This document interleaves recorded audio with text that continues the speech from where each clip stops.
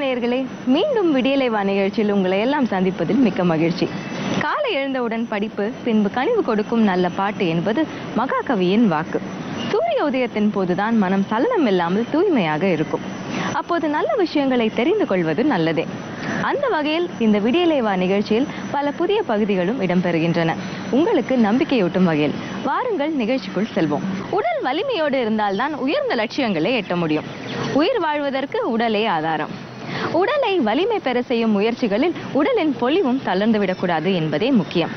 உடலின் வலிமையும் கூட்டி பொலிவும் ஏற்பட செய்யும் எளிய முறை யோகாசனங்களை கற்றுத்தர நிகழ்ச்சியின் முதல் பகுதியாக வருகிறது வலிவும் பொலிவும்.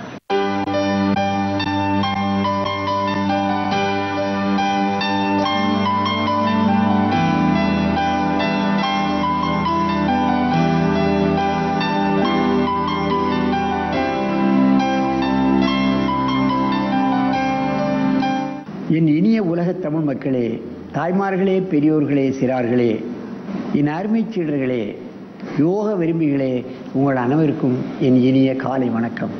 யோகம் ஒன்றுதான் உங்கள் வாழ்க்கையை செம்மைப்படுத்தும். யோகம் ஒன்றுதான் உங்களுக்கு கல்வியிலே மேம்பாடு அடைய செய்யும்.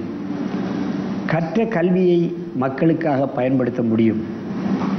பிறருக்கு உதவி செய்யக்கூடிய அளவுக்கு உங்கள் மனப்பக்குவம் அடையும். நீங்கள் மட்டும் வாழ்ந்தால் காணாது.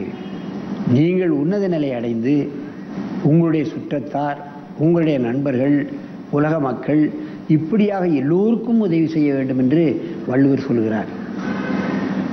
ஆகவே சில பேர்கள் தங்கள் குடும்பத்தையே கவனிக்க முடியாமல் டாஸ்மாக் கடைகளில் அவர்கள் தஞ்சமடைந்து கிடப்பதையெல்லாம் பார்க்கிறோம்.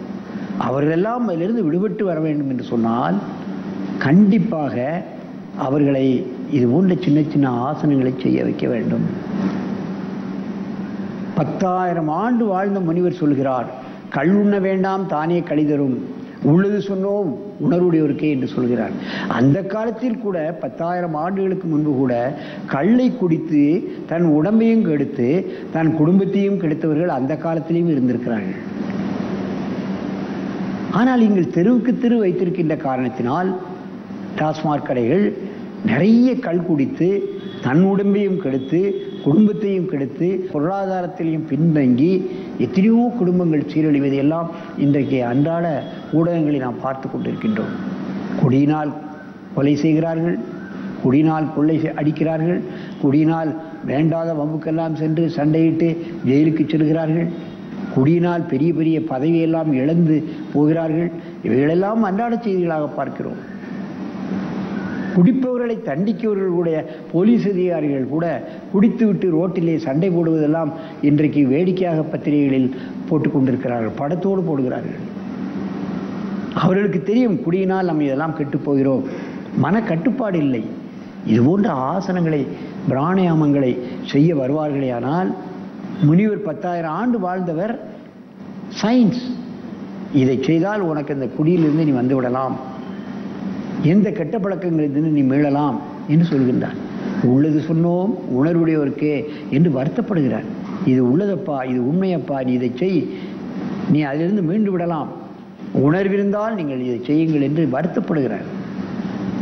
ஆகவே இது அருமை பெரியோர்களே, தாய்மார்களே, உங்கள் இதை பார்க்கின்ற அது பெரிய பணக்கார குடும்பமாக இருந்தாலும் சரி, நடுத்தர குடும்பமாக இருந்தாலும் சரி, ஏழைகளாக இருந்தாலும் சரி, இன்றைக்கு எல்லோரும் செல்லக்கூடிய கோவில் போன்று இன்றைக்கு அன்றாடம் செல்லக்கூடிய இடம் எது என்று கேட்டால் டாஸ்மாக். கோவிலுக்கு செல்கிறவர்கள் அவர் எந்த கோயிலாக இருந்தாலும் சரி, கிறிஸ்தவ கோயிலாக இருந்தாலும் சரி, அல்லது மசூதியாக இருந்தாலும் சரி, இந்து கோயில்களாக இருந்தாலும் சரி, அன்றாடம் அவர்கள் சென்று வழிபடுவதில்லை, தங்கள் மனதை தூய்மைப்படுத்திக் கொள்வதில்லை. கோவிலுக்கு ஏன் செல்கிறோம்? உடலை தூய்மைப்படுத்துவதற்காக அல்ல. உடலை தூய்மைப்படுத்தும் சோப்பு, உள்ளத்தை தூய்மைப்படுத்துவதற்காகத்தான் கோயிலுக்கு செல்கிறோம். அதே போன்று இன்றைக்கு கூட்டம் கூட்டமாக டாஸ்மார்க்கு சென்றால் உள்ளம் தூய்மை அடையாது, அது பழுதடையும், பல்வேறு சேட்டைகள் செய்யும், குடும்பம் கெட்டுப்போகும். அதையெல்லாம் நீக்க வேண்டும் என்று சொன்னால் இது போன்ற சின்ன ஆசனம் காலை மாலை மதியம் செய்யுங்கள். விட்டு விடுவார்கள். சிகரெட் குடிப்பவர்கள் விட்டு விடுவார்கள். கோபப்படுபவர்கள் அது தானாகவே நீங்கிவிடும். என் அருமை, இப்பொழுது அற்புதமாக ஓசூரில் இருந்து அவர்கள் கிரீன்வேலி மெட்ரிகுலேஷன் பள்ளியிலிருந்து குருகுலம் யோகா அகாடமியோடு இணைந்து அங்கே யோகா பயிற்சியை கொடுக்கிறார்கள். அங்கே படிக்கின்ற கிட்டத்தட்ட 1000 மாணவர்களுக்கு மேலாக எல்லா மாணவர்களும் கற்றுக் கொடுக்கிறார்கள். அவர்கள் இப்பொழுது மச்சாசனத்தில் ஒரு சின்ன மாறுபாடான ஆசனத்தை செய்ய போகிறார்கள். குடியை மறப்பதற்கான அற்புதமான ஆசனம். என் அருமை மாணவர்களே, நீங்கள் அப்படியே பின்னால் படுங்கள். பத்மாசனத்தில் இருந்து கொண்டு கழுத்தை நன்றாக திருப்ப வேண்டும். கையை கும்பிட்டு நன்றாக திருப்பு. கையை கும்பிட்டு மேலே உயர்த்த வேண்டும். கையை கும்பிடுங்கள். இதை செய்வதற்கு என்ன கஷ்டம் இருக்க போகிறது பாருங்கள். பத்மாசனம் போட முடியவில்லை என்று சொன்னால் சுகாசனத்தை இருந்து கொண்டு கூட இந்த ஆசனத்தை செய்யலாம். மீன் ஆசனம் என்று வைத்திருக்கிறார்கள். இதிலே இருந்து கொண்டு நன்றாக மூச்சை இழுக்க வேண்டும். எங்கே மூச்சை இழுங்கள், ஒரு 2-3 தர.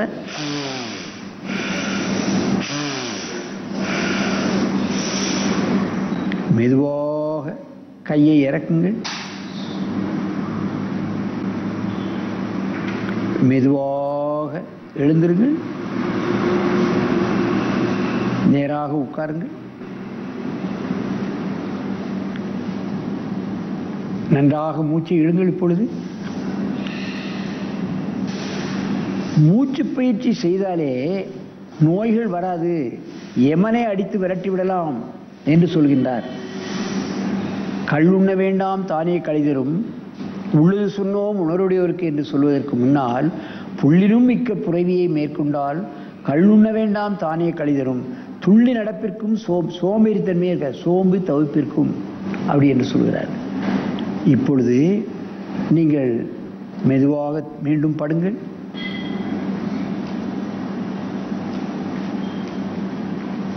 தலையை நன்றாக திருப்பி வைத்துக் கொள்ளுங்கள். கையை மேலே தூக்கி கும்பிடுங்கள். விரல் எல்லாம் சேர்ந்துருக்கணும். கை கொஞ்சம் பின்ன போகணும். அங்கே போட்டோம். நன்றாக மூச்சை இழுங்கள்.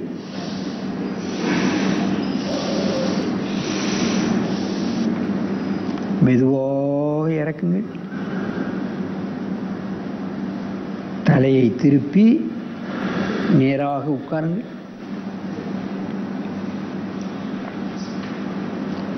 மீண்டும் 2 மூச்சை இழுத்துக் கொள்ளுங்கள். முதுகெலும்பு நேராக இருக்க வேண்டும். முதுகை வளைக்கக்கூடாது. நேர நிமிரு. இப்பொழுது இந்த ஆசனத்தை என்னை பார்க்க உட்கார்ந்து கொண்டு செய்யணும். அப்படியே திரும்புங்கள். இப்போ மெதுவாக படுங்க. மெதுவாக பண்ணணும். மெதுவாக படுக்கணும். அவசரமே படக்கூடாது. தலை நல்ல திரும்பணும். தைராய்டு கிளாண்ட்ஸ் நல்ல திரும்பும். குரல் வளம் நன்றாக இருக்கும். அந்த தொண்டை வழியாக தான் மூச்சுக்குழல் போகுது. அது நன்றாக விரிவடையும். அதில் இருக்கக்கூடிய அடைப்பெல்லாம் நீங்கிடும். கையை உயர்த்துங்க, மேலே கும்பிடுங்க. அப்படி இருக்கணும். நன்றாக மூச்சு விடுங்க. கை கூப்பிய மச்சாசனம். மீனாசனம். மீனில் எத்தனையோ வகை இருக்கு, பார்க்கலாம். இதை மாதிரியான மீனும் இருக்குமோ என்னமோ. அதனால தான் அந்த 84 லட்சத்தில் கைதூக்கிய மச்சாசனம் என்று வைத்திருக்கிறார்கள். நன்றாக மூச்சு இழு. கை ஒட்டி இருக்கணும். கையை நல்லா விரிக்கக்கூடாது. அப்படியே கையை கீழே போடு. மெதுவாக எழுந்து உட்காரு. நன்றாக மூச்சை இழுத்துக் கொள்ளுங்கள். மீண்டும் ஒரு முறை படுங்க. படு. தலையை நல்ல திருப்புறது ரொம்ப முக்கியம். மூளைக்குள்ள போற நரம்புகளுக்கு கையை கூப்பி நேர வச்சுக்கோ. கட்டவரலையும் சேர்த்துடணுமா? கட்டவரல் தனியாக இருக்கக்கூடாது. நன்றாக மூச்சை இழுங்கள். இந்த ஆசனத்தில் கையை மேலே தூக்கி மூச்சு இழுத்தா அதிகப்படியான மூச்சு இழுக்கக்கூடிய தன்மை நுரையீரலுக்கு கிடைத்து விடுகிறது. நுரையீரலுடைய முக்கியத்துவம் ரொம்ப முக்கியம். மூச்சு இழு. எவ்வளவுக்கு மூச்சு இழுக்கிறோமோ அவ்வளவுக்கு அவ்வளவு உன்னுடைய நுரையீரல் விரிவடையும்.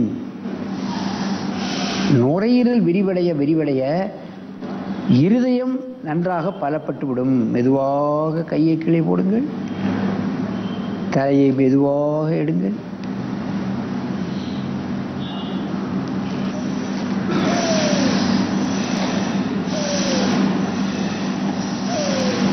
இப்பொழுது பக்கவாட்டில் இந்த ஆசனத்தை செய்ய வேண்டும். இப்படி திரும்ப மெதுவாக படுங்க. இப்போ தலையை நல்ல பக்கவாட்டில் செய்கிறார்கள். நேரிலே கவனிக்க வேண்டும். உங்கள் குழந்தைகள் எல்லோரையும் நல்ல கை மேலே வரட்டும்னா நல்ல மூச்சுழு, விரல் எல்லாம் சேர்த்துரு. மூச்சு இழுக்க இழுக்க இழுக்க ஒரு உறுதிப்பாடு நமக்கு வந்துடும்.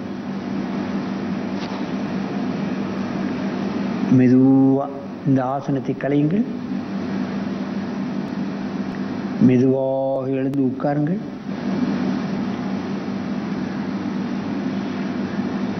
மூச்சு இழுங்க. இப்போ பத்மாசனத்தை மாற்றி போடுங்க. வலது காலை போட்டால் இடது கால், அடுத்த காலத்துக்கு போடு. அப்படியே படு, மெதுவாக படு.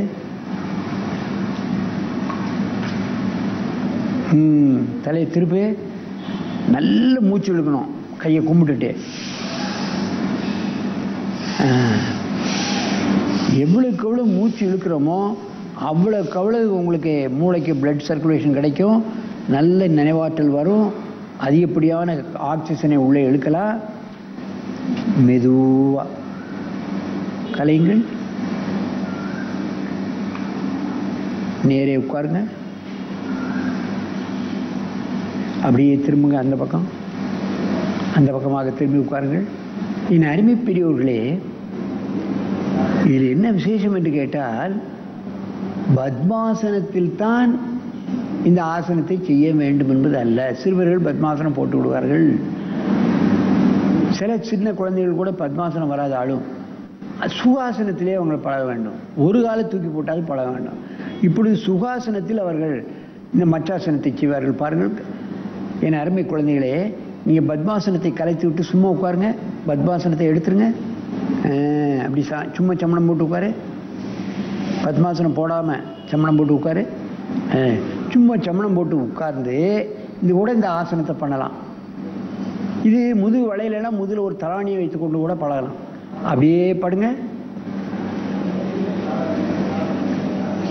இப்போ காலை திருப்பி நல்லா திருப்பணும். அப்படியே மெதுவாக கலைச்சிரு. தலையை நிமிரு.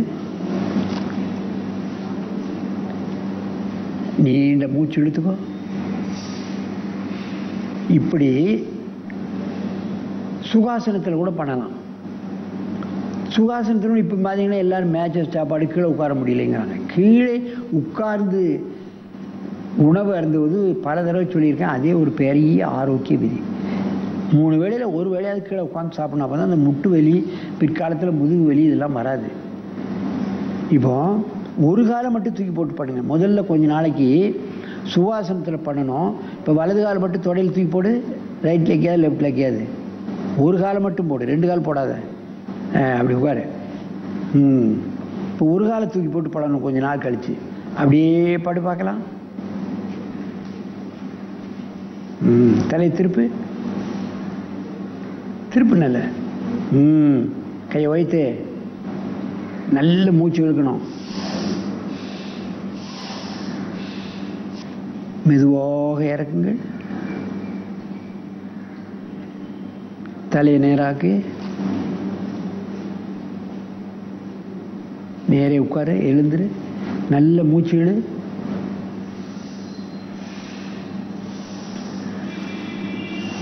இந்த பையங்க முதல்ல மூச்சு இழுக்கிறதுக்கும் இப்போ மூச்சு இழுக்கிறதுக்கும் வித்தியாசம் வந்துடுது. நிறைய மூச்சு இழுக்கான். ஏன்னு கேட்டால் படுக்கும்போது நுரையீரல் விரிஞ்சிருது. நுரையீரல் விரிவடையும் போது அதிகப்படியான மூச்சை இழுக்கான். அப்போ நுரையீரல் எல்லோரும் நான் அடிக்கடி சொல்லியிருக்கேன், 3ல் ஒரு பகுதி தான் நுரையீரலை உபயோகப்படுத்திக்கிட்டு இருக்கான். இந்த ஆசனம் பண்ண பண்ண அந்த 2/3 விரிவடைந்து அதிகப்படியான மூச்சை இழுக்கக்கூடிய தன்மை நுரையீரலுக்கு கிடைக்கின்ற காரணத்தினால் சத்தம் வந்துடுது. மூச்சை இழுத்துடுதான். நல்ல பேச்சாற்றல், அந்த சவுண்டு கழுத்து நல்ல திரும்புறதுனால அந்த குரல் வளை பலம் பெற்று விடுகிறது. கம்பீரமான பேச்சு, கம்பீரமான தோற்றம் இதெல்லாம் வந்துடும். அதோட மனோதிடம் வந்து விடுகிறது என்று இந்த இலக்கியத்தில் சொல்கிறோம். எப்போதெல்லாம் நுரையீரல் விரிவடைகின்றதோ அப்பொழுதெல்லாம் நாம் அதிகமாக மூச்சு இழுத்து பழகி பழகி என்ன ஆகுது, அவனுக்கு ஒரு மனோதிடம் வந்து விடுகிறது. சிறு குழந்தை முதலே மன வலிமை வந்து விடுகிறது. 100 மார்க் எப்படியாவது வாங்கிடணும்னு யாரும் அவனை அடித்து படித்து அவன் வந்து டியூஷன்லாம் வச்சு செய்யணுங்கிற அவசியம் இல்லை. அவனே படிக்க ஆரம்பிச்சிருக்கான், விடிய விடிய படிக்கிறான். நினைவாற்றல் இருக்கின்ற காரணத்தினால பரீட்சைக்கு போய் நல்ல அதிகப்படியான மார்க் வாங்குறான். இதெல்லாம் நிறைய ஆராய்ச்சி பண்ணியிருக்கிறாங்க. ஆசனம் செய்வதனால் என்ன பயன் என்பதெல்லாம் ஆராய்ச்சி மூலமாக இப்பொழுது வெளியிட்டு கொண்டிருக்கிறார்கள்.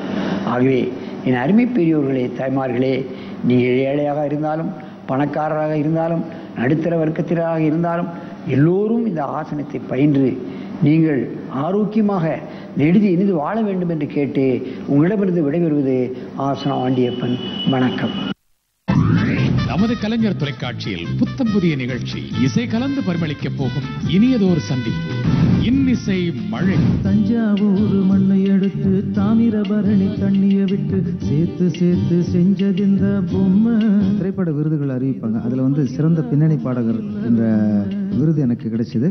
வெள்ளரிக்கா பிஞ்சு வெள்ளரிக்கா என்ன பார்க்காம போராடு தந்திருக்கா, திருப்பதி ஏழுமல வெங்கடேசா நகுமோ சுகமோ.